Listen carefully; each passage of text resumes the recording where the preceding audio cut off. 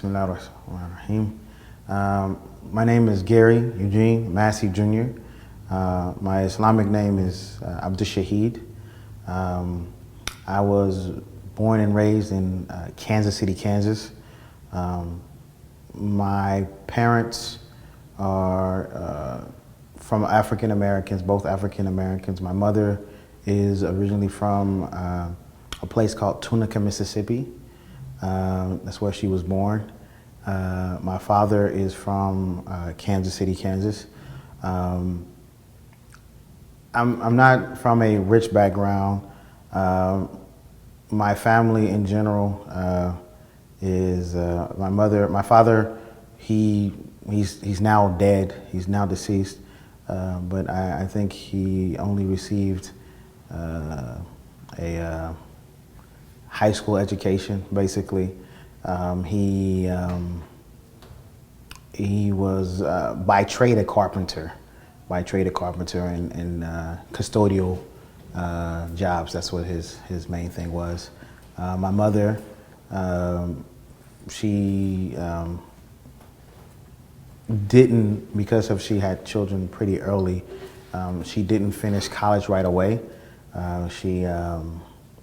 She's currently now in her 60s finishing her bachelor's degree. Like her mother, my grandmother, she's now finishing her bachelor's degree in religious sciences.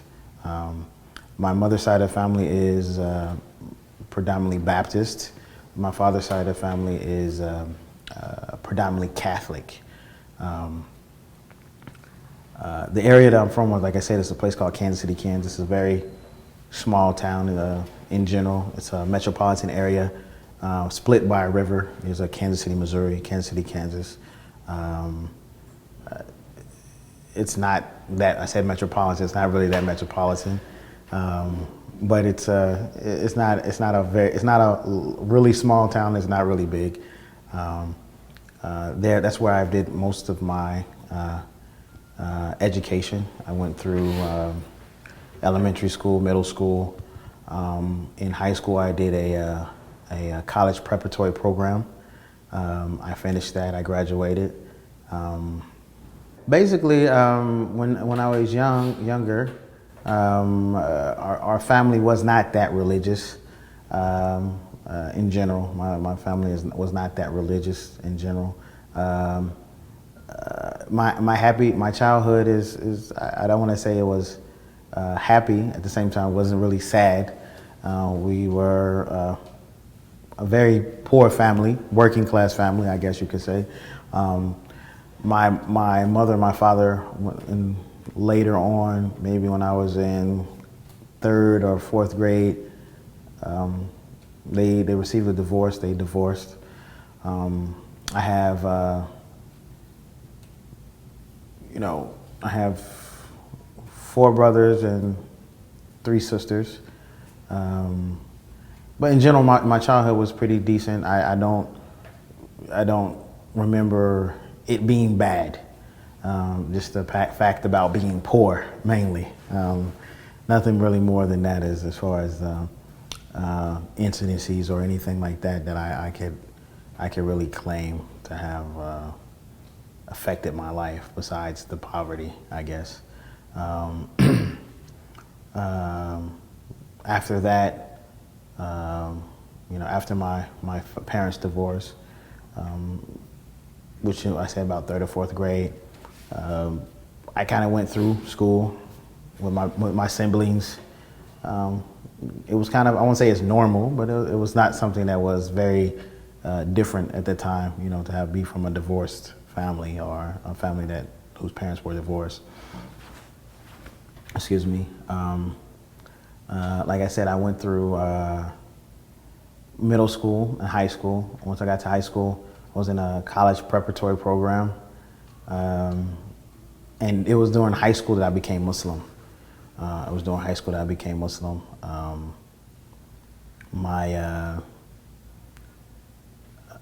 In my sophomore year, or my 10th grade year, I became Muslim.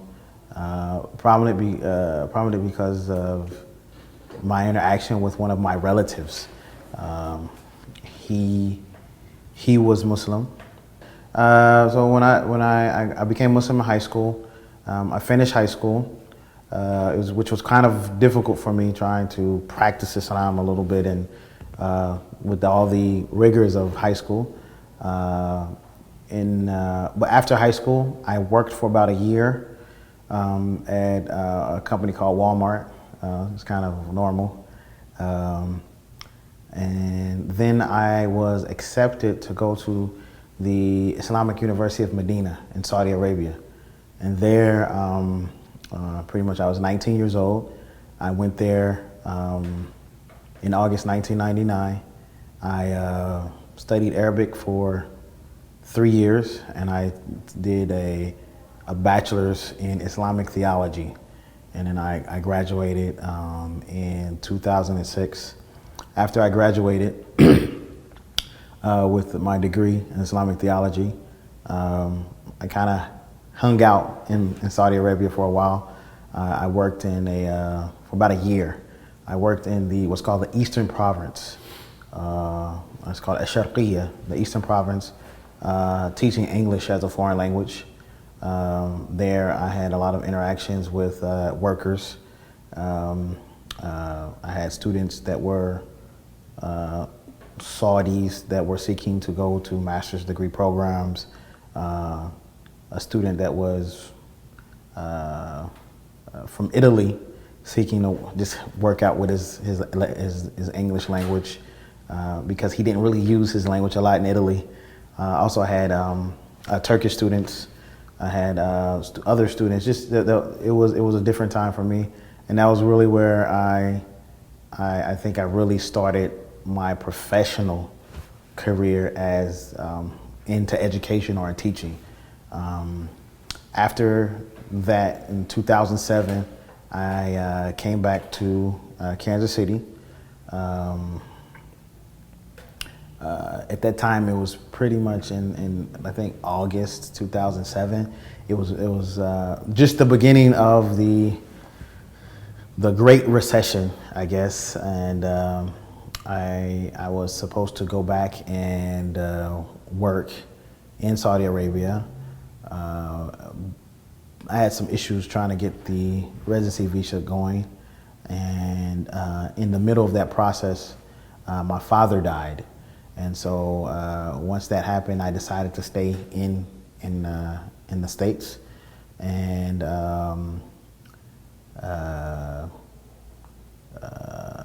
that's when I started to look for work in the States. And after that, one of the things that I was mainly qualified for, besides possibly going to Iraq and translating, was to be a school teacher. So in the process of 2 or 3 months, or in a course of 2 or 3 months rather, I put in some resumes, made some phone calls, and I had a friend in Texas at this school, in Dallas, Texas, that was a principal, and he said, you know, we may be able to help you out. I have an opening currently, and so come down for a couple of days and substitute teach for us. And if you like it, we'll keep you on, and you know, we will like each other and everything. We'll keep you on. And so in January 2008, that's where I started working in a school called IQA, or Islamic Association of North Texas Quranic Academy, and I've been here ever since. That's as far as my work experience is pretty much concerned. Yeah. Now, in the process, or and additionally, of working for IQA, I currently, at the request of our Imam, Dr. Yusuf Kowalski, am the manager for Sufa Islamic Seminary, where I try to manage some things. It's a very, it's kind of like a startup company, I guess you can say. Try to put some things down because of my background in Islamic studies, and additionally my background of the system here in America and education just a little bit. And so that's what I do. So I currently have 2 jobs. I hold 2 positions, being an Islamic studies and Arabic teacher with IQA, and additionally to being the manager for Sofa Islamic Seminary. Okay, before Islam, like I said before, my family wasn't very a religious Christian family. We used to go to church sporadically, not all the time. You know, Easter, possibly Christmas, a wedding, or a funeral.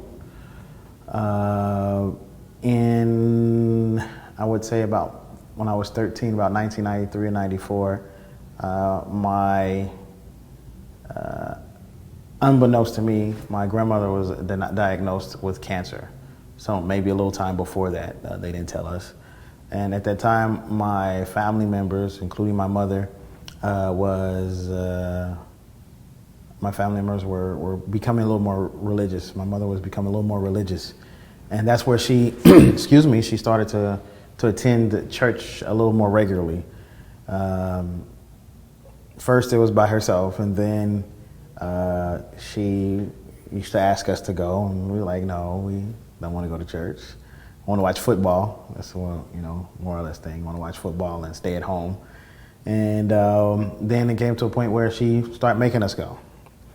And so we started going to church on a regular basis.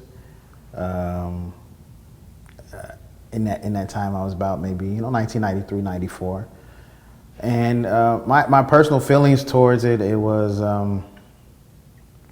it was something that I didn't really like. I wasn't really used to it, and I really didn't take affinity to it at all. My knowledge of Islam at that time was probably more or less not really there, even though I did have a family member that was Muslim. You know, basically whatever we learned in school, the 5 pillars, you know, Saudi Arabia, Kaaba, something like that, Mecca, those type of things were more or less that at this time also, about 93, 94, a movie about Malcolm X came out. And so my information about Islam became a little more with the history in America. They had what's called the Black Muslims, or the Nation of Islam. And so that was generally what most people thought of when they thought of Muslims and Islam. But you started to clarify that a little more, or that started to be clarified a little more probably after the movie Malcolm X, just a tad bit, not completely. And I thought it was pretty cool.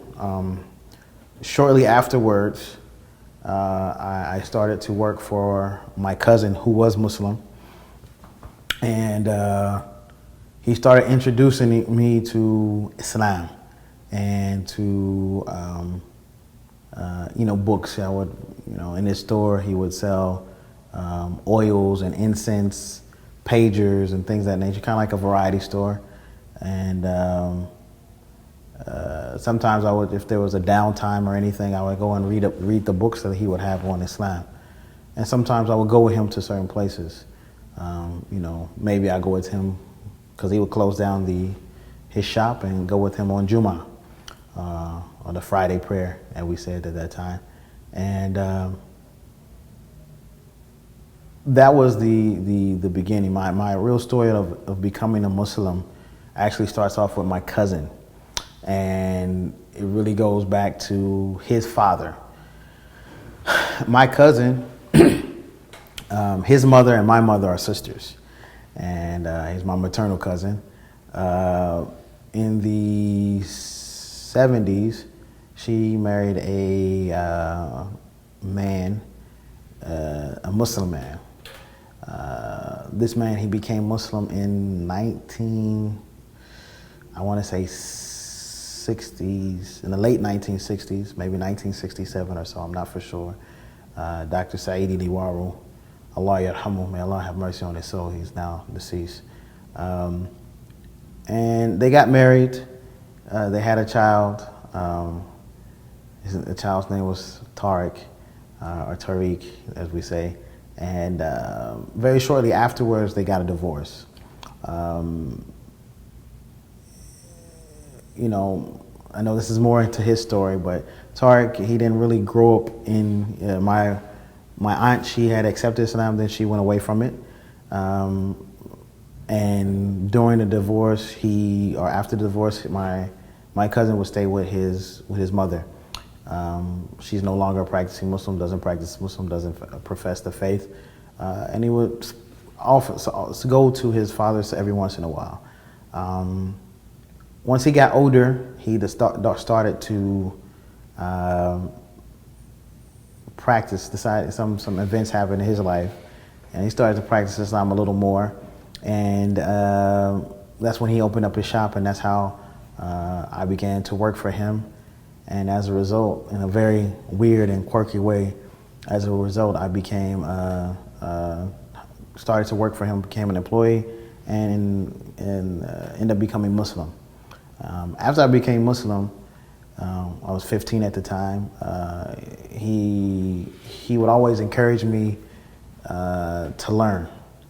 And so from day one, he was like, he would encourage me. He said, well, listen, inshallah, you're not married, and you seem pretty smart, and inshallah, so we'll send you to Medina or Mecca or Morocco or Pakistan. And this is way before 9/11 and all those types of things. And so we'll send you to some place where you can learn Arabic and learn about Islam and come back and teach us. And so that was always kind of like his encouragement. And during my first 3 or 4 years of Islam, 3 years of Islam, with that encouragement, he informed me about a group of professors coming from the Islamic University of Medina. And he said, well, listen, you know, they're going to have interviews and some lessons and interviews. Are you interested in going? And I said, sure, why not? And so he pretty much left his shop and closed up his shop and left it with someone. And we went to Detroit, Michigan in the summer of 1998. And he took me there. And as a result, I was one of the 13 students that got accepted that year in 1998. And that's how I got over. So I feel that I had a very nurturing Islamic upbringing for the most part. That's basically how I became Muslim and how I became to study Islam for the most part. When I first became a Muslim in 95, in 95, I became Muslim on Christmas vacation, of all things. I became Muslim Christmas vacation. It took me some time to actually talk to my mom about it and my other family. And but after I became Muslim, maybe about a week or so, I told my mom. She started to cry. She cried. It was something that was contradictory to her newfound faith, and it was we had some issues in the beginning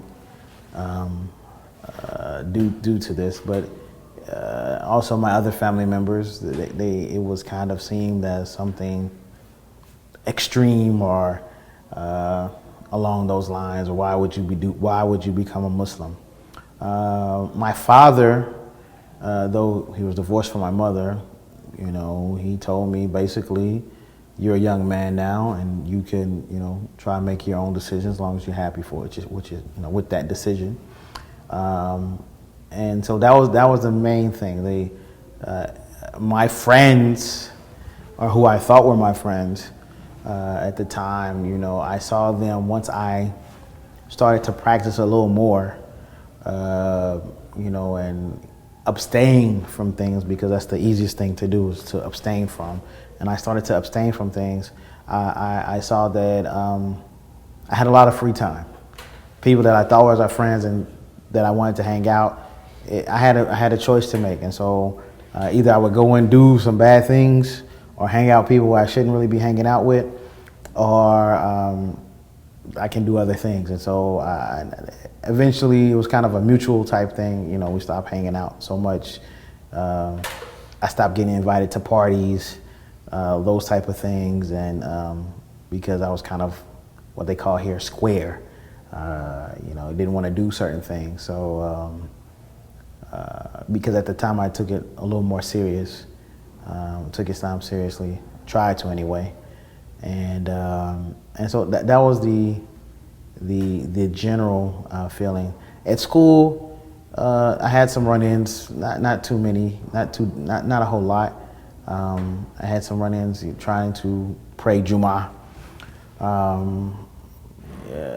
They wouldn't let me at that time. They wouldn't let me go to Jummah every Friday, and my mom wasn't really feeling the whole Islam thing. And so what I would do is I would just every third Friday, according to basically the hadith of the Prophet, I wouldn't, every third Friday I would skip school. I would skip school and I would go to Jummah. Every third Friday, that's what I did. I would skip school and I go to Jummah. Because at that time there was it was something very new to a lot of people, especially in my area. I used to pray in school.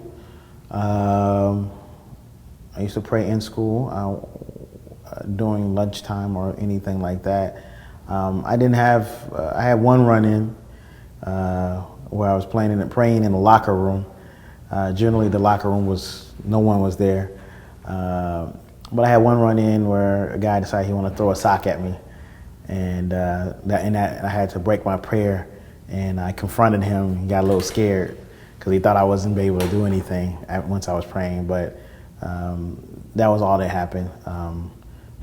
Generally, most people respected you and respected kind of your beliefs in general. And so I wasn't a popular person, but at the same time, it's like, okay, yeah, that's what he does. That's kind of how it was. You know, that's what Garry does. So I wasn't really picked on or bothered because of my faith. I had that luxury. One of the things that did I ever change my mind about Muslims or Islam? Not necessarily. One of the things that happened is that, number one, I learned about Tawheed before Islam. The oneness of God. I learned about basic Islamic belief in God, and that's something that really stuck with me. That was a belief that I understood, and it was so simple to me. I really understood Tawheed. I really understood that this was kind of like the purpose of my life, and so it was real easy for me to kind of take that. And once that was there before, I didn't have too many problems afterwards. I actually had problems taking that step. I want to say, well, listen, before I become Muslim, I want to go out and do things and maybe have one last party or something like that. But that wasn't the case. Actually, when I took my Shahada, the Sheikh Abdul Rahman, he said, listen, man, you could step out this door. He explained Tawheed to me, the oneness of God. And then he said, listen, man, are you ready to take this Shahada? And I said, well, maybe. And he said, listen, if you go out this door, you may get hit by a car. You may be at home and be in a drive-by. And so you need to really think about this, and you will be able to meet your Lord correctly. And so that really put some focus in some things. And that's when I actually took my Shahada. And like I said before, I felt that I was nurtured And so one of the things that the Muslims told me was that Islam is perfect and Muslims are not. And that was something that I really had to think about. Excuse me, I really had to think about.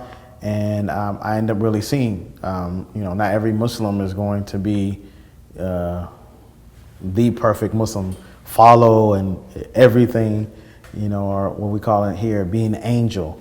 And so that was something that they told me very early.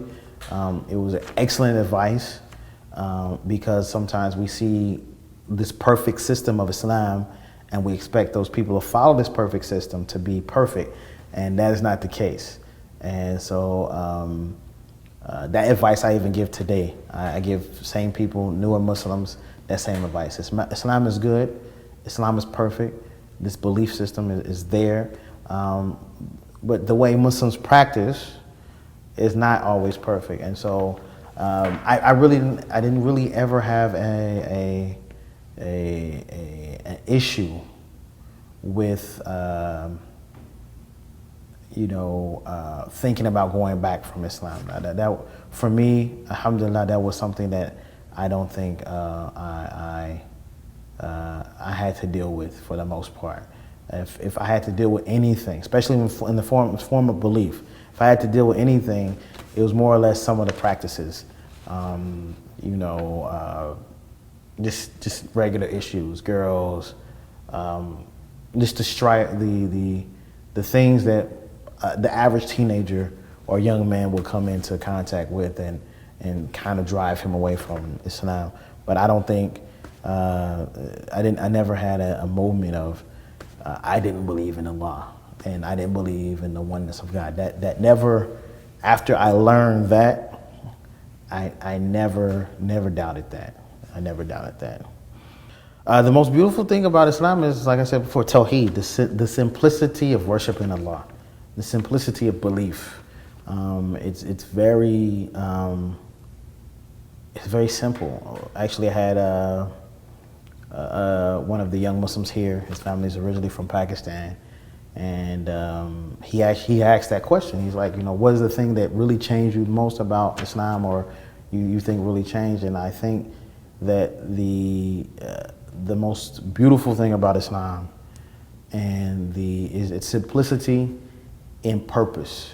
You are to worship Allah the Most High. You worship Allah subhanahu wa ta'ala alone with no partners, and you are here to be a good person. I mean, that's basically it. I mean, you can't get that simple in that. Now, yes, there's technical issues here and there and other things of that nature, but on a much simplified scale, and you don't have to go that far to get that simple. You're here to worship Allah.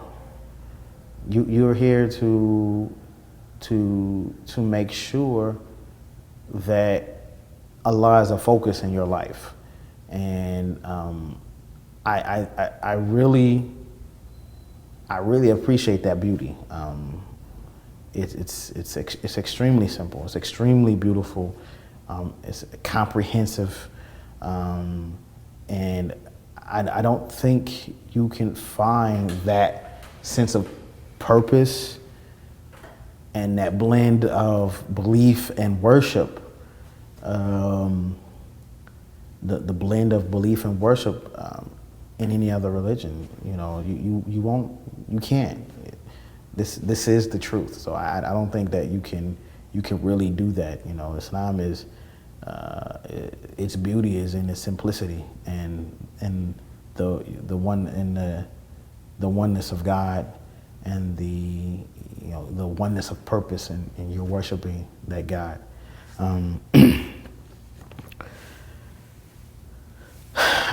My opinions about the Islamic world. The Islamic world is being blessed to travel and to visit parts of the Islamic world.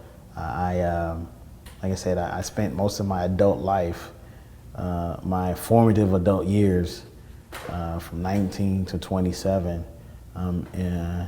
in Medina, in the Medina Nabawiyah, in the prophetic city, Taiba to Taiba, and learning Islam. And so that was something that I really appreciate, and I got a chance to meet and interact with a lot of Muslims, to ask questions, to see their situations, how it was different, how it wasn't.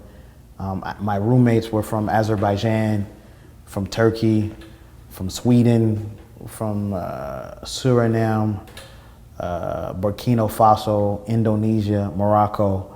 I had roommates from Mali, and I interacted with people from almost every country or ethnicity that you saw, from France to various countries of Africa, Mozambique, and West Africa, to South America, Mexico, China, Indonesia, Malaysia, any country that has a stand at the end of it,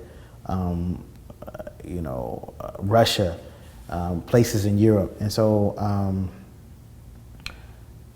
I think that the Muslim world is, as we see now in current circumstances, turmoil. And I kind of see this as, and I hope it to be a cleansing, and I hope and I pray to Allah subhanahu wa ta'ala that it is a way that we are, for the Muslims to return to Allah and to return to focusing on their purpose and focusing on giving da'wah, calling to Allah, focusing on spreading truth, upholding justice, because these are the things that have gone away from our Muslim countries.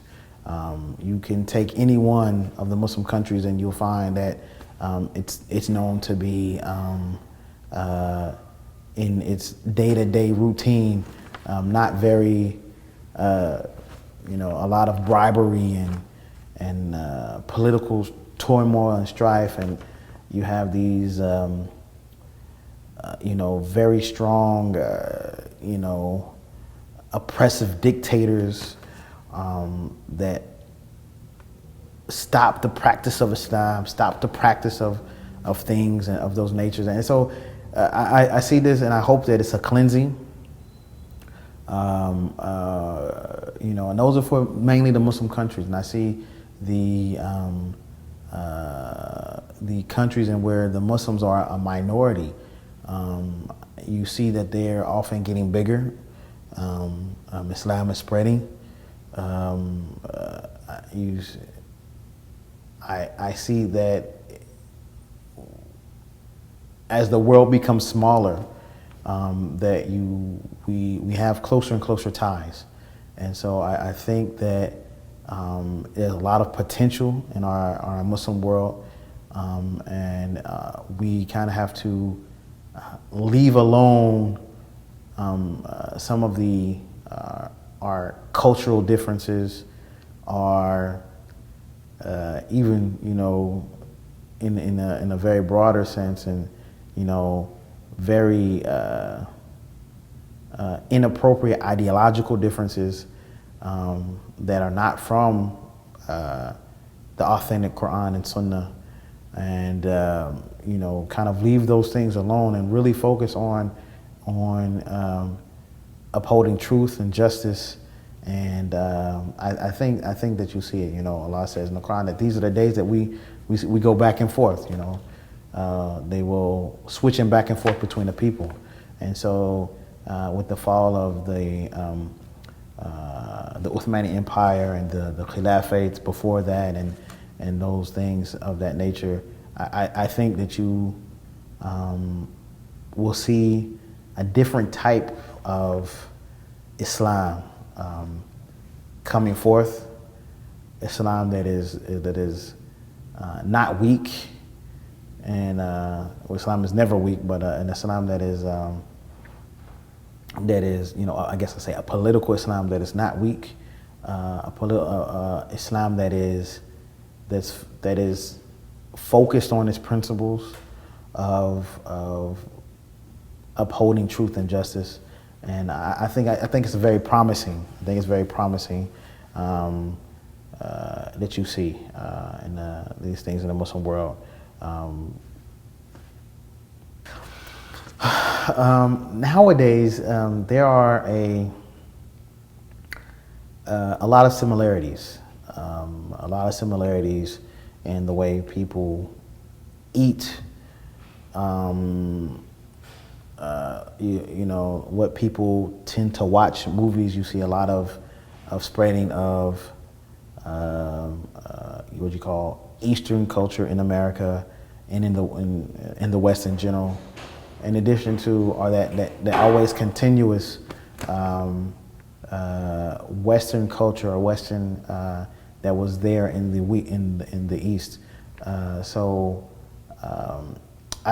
think that if we really look at it, there's always going to be similarities of trying to do things, of maybe processes, trying to do things the American way or the British way, or things of that nature. Also, you have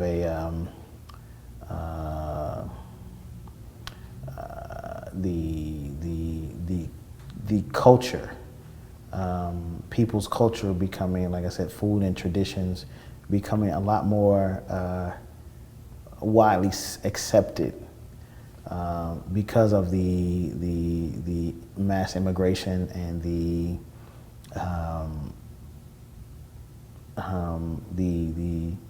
people living, working, and going to school in different areas. The differences are pretty, I think, are kind of clear. There's still some things that you would see, and I don't think the differences here should be considered as being bad, but we see what happens in the East is more or less of a very culture-orientated society, where in the West you may not have that so much. In the West you may not have that so much. Can we stop for a moment? Can we stop, inshallah? Inshallah, excuse me. Sorry.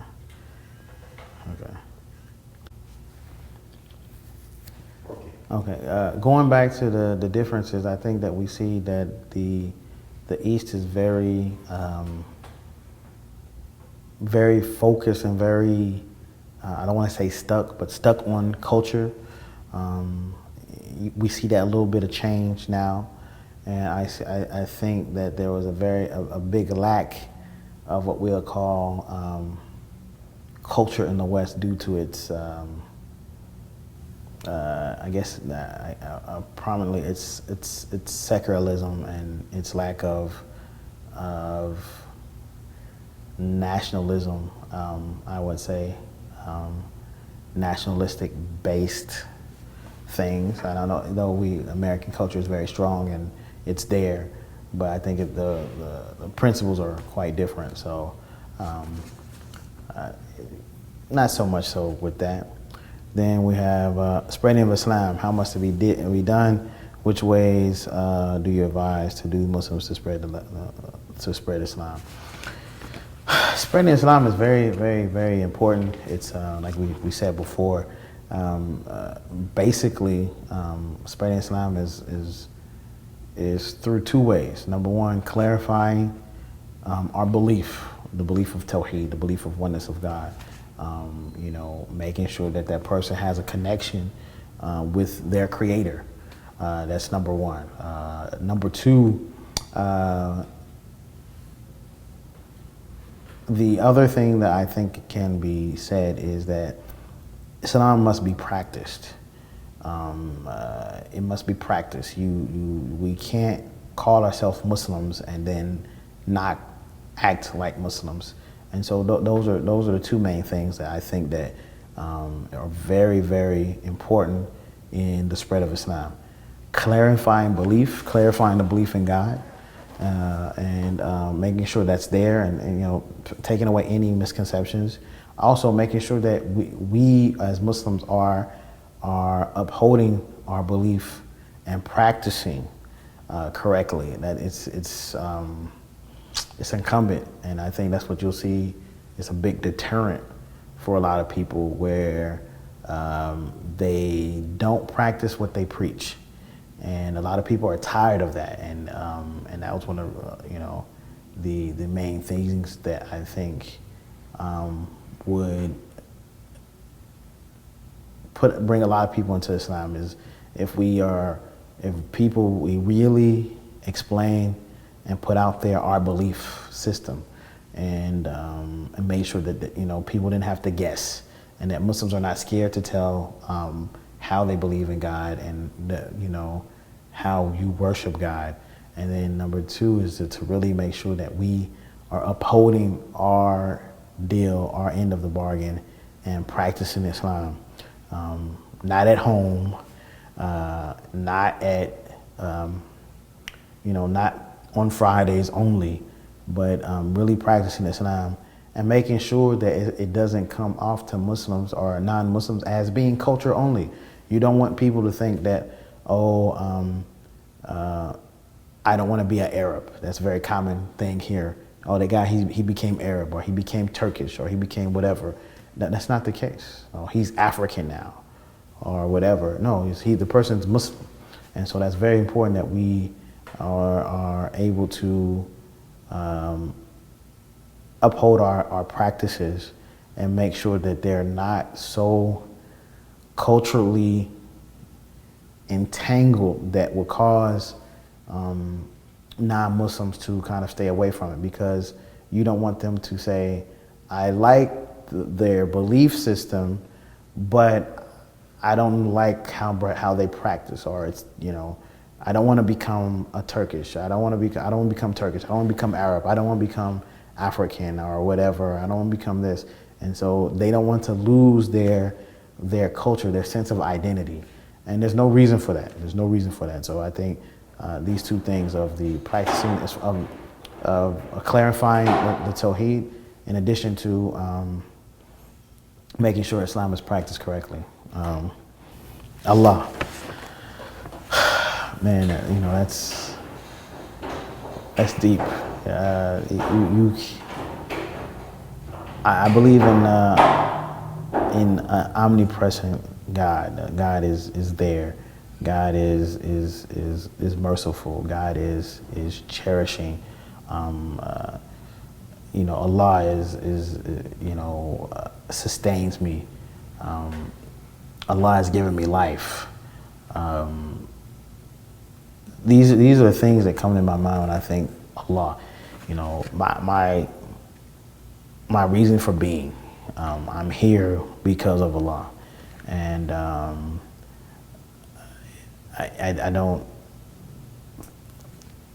I don't think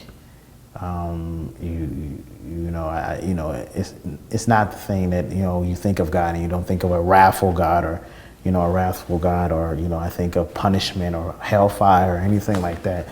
I just think of purpose. I think that this is my purpose of being here was Allah put me here. So that's what I think. The love of Allah. There's something that I want to obtain, and I think I both ways. It can go both ways. The love of Allah. I want to make sure that I'm loving Allah correctly, and I want to make sure that I'm receiving Allah's love. Basically that's what I see. That the universe. When I think of the universe, I think of. I think of. How would say it's limitless, and I don't want to say it like that in that type of aspect. But I think that there's so many things out there in the universe that I just don't know. I can't comprehend, and it's sometimes you actually think, well, I'm just a speck in this life, and I just think of something very vast and something that's out there. The world, this dunya. The dunya is I don't know, something that it's finite. I'm going to have only so much time. I hear my time in the world is only so much. I don't, you know, I think there's a lot of beautiful things here. My family's here. Basically, it's all that I know from the standpoint of all that I have experienced, rather. You know, I haven't experienced anything else. And so that's what I think of when I think of the world, or the dunya. The Prophet Muhammad sallallahu alaihi wasallam, excuse me, when you think of the Prophet, I think of selflessness. I think of purpose, of focus. I think of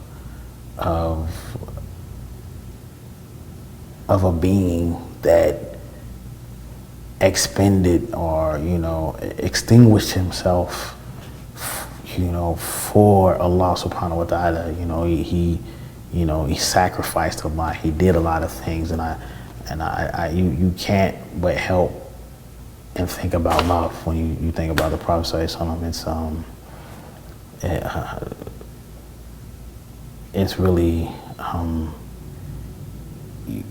you know, we are taught, and we see that you come and you think that a lot of things in Islam, and a lot of things that are there that I've learned from Islam, it was from this Arab man from the desert over almost 2,000 years ago, that didn't know how to read or write.